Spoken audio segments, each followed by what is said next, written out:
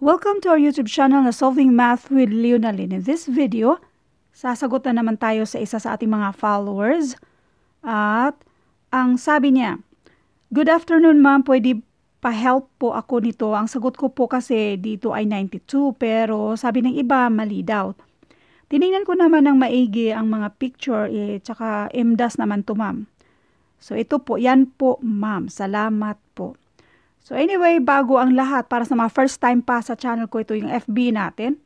At kung meron din kayong gustong pasagutan, pwede rin yung i-post dito sa Philippine Civil Service Review for All FB group ito, kung saan marami din tayong mga FB members dito na haping sagutan yung mga tanong ninyo.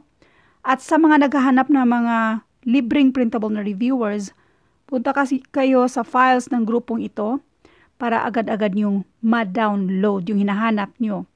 At kung hindi nyo alam kung paano or sa detalye nito, please see description ng videong ito. At ito naman yung iba pang may FB groups na lagi nating tinatambayan at FB pages na posibleng makatulong sa inyo. Now, with this type of problem, wala tayong pinagkaiba sa mga variables. Like if we are going to replace these pictures to variables. Like these trees, we can also write them as t plus t plus t equals 30. Same pictures or same variables, so we can add them.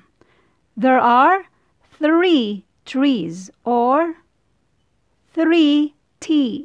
3t equals 30.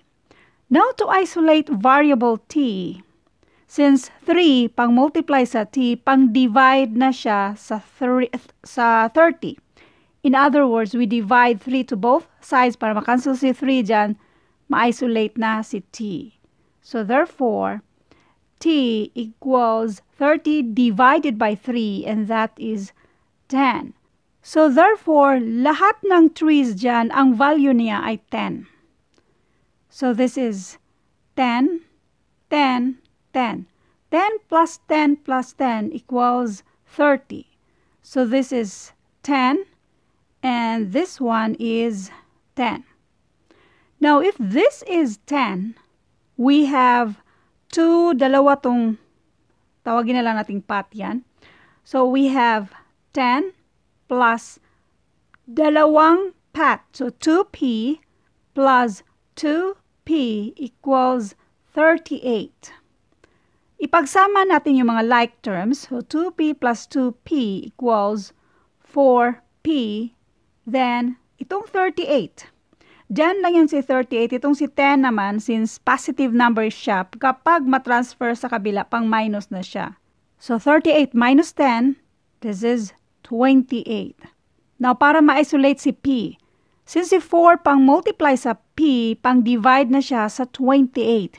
In other words, ang 4 dinivide natin to both sides para makancel si 4 dyan, ma-isolate na si p.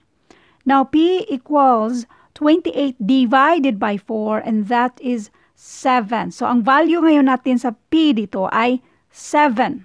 So, therefore, kada pat dito ay 7. So, this is 7 tapos 7. 7 at 7. Nasa pa? Meron pang 7 at meron pang 7 dito. Ma'am, bakit 2p ang nilagay mo dyan, ma'am? Bakit?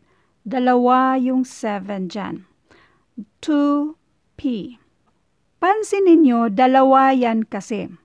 Now, kung each picture, nagrepresent siya sa isang letter, like example, itong ginawa natin dito na p ang ginawa natin. Dalawa kasi dyan, kaya 2p. So, each pat mayroong value na 7. Kung i-add natin yan lahat, and that will give us 38.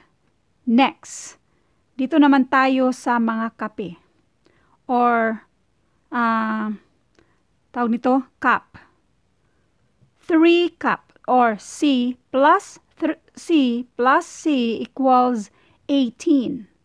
There are 3 of them. So, we can add them. We will just add them. This is 3C equals 18. By the way, sa lahat ng mga variables, automatic mayroon yang 1 as coefficient. So now, to isolate C at para makuha natin yung value ni C, since 3 pang multiply sa C, pang divide na siya sa 18. Or, we divide 3 to both sides para makancel si 3 dyan at si C na lang ang tira. Now, C equals 18 divided by 3 and that will give us 6. So, lahat ng mga cap dito, ang value nito ay 6. So, this is 6 and this one is 6. Our problem now is this one. Have you noticed this, itong linya-linya na yan? Hindi siya pariho dito. Tatlo yan lahat, samantalang dito ay 2 lang. Now, para maging fair, since tatlo itong dito sa mismong original, i-divide natin ang 3 is 6. 6 divided by 3 and that is 2. So, bali, yung kada linya dyan ay mayroong value na 2. So, kung mayroong value na 2, yung kada linya na yan ay may 2 linya dito, therefore, this is 4. So, ang value dito sa cap na to ay 4. So, meron na tayong value sa lahat ng mga pictures dito. So, masolve na natin to. We have 7. The operation is plus, addition. Next, we have 10 and 7. By the way, last time, I think that was like 2 years ago, mayroon na nag-ask sa atin na why you can't just multiply them, why you add them. Multiplying 10 by 7 or 7 by 10 instead of adding them, 10 plus 7. Ibig sabihin lang yan, there are 7 tens. 7 na 10, kung tutuusin, isang 3 lang naman yan dito. Or the other way around na 10 yung 7. Ang dito ay isa lang. Sa picture, isa lang yung 3, isa lang yung mismong path. Just add them the way na nag-add lang tayo dito banda. 2 7, 2 path, that is equal to 14. Ito naman ay 14. So ngayon, unless na lang kung merong multiplication, multiplied by 4. Now, pwede na natin itong isolve. Unahin natin yung itong nasa gitna kasi nilagay natin siya sa loob ng parenthesis. This is 17. Now, 7 plus 17 times 14. By following order of operations, we have to multiply first. 17 times 4, this will give us 68. Now, 7 plus 68, and that is 75. So, therefore, ang sagot dito ay 75. Thank you for watching at abangan yung mga future videos natin. Sobrang thank you sa lahat ng mga mahilig mag-like sa mga videos natin, yung mahilig mag-iwan ng mga magagandang mensahe. Nakaka-inspire po. Thank you so much.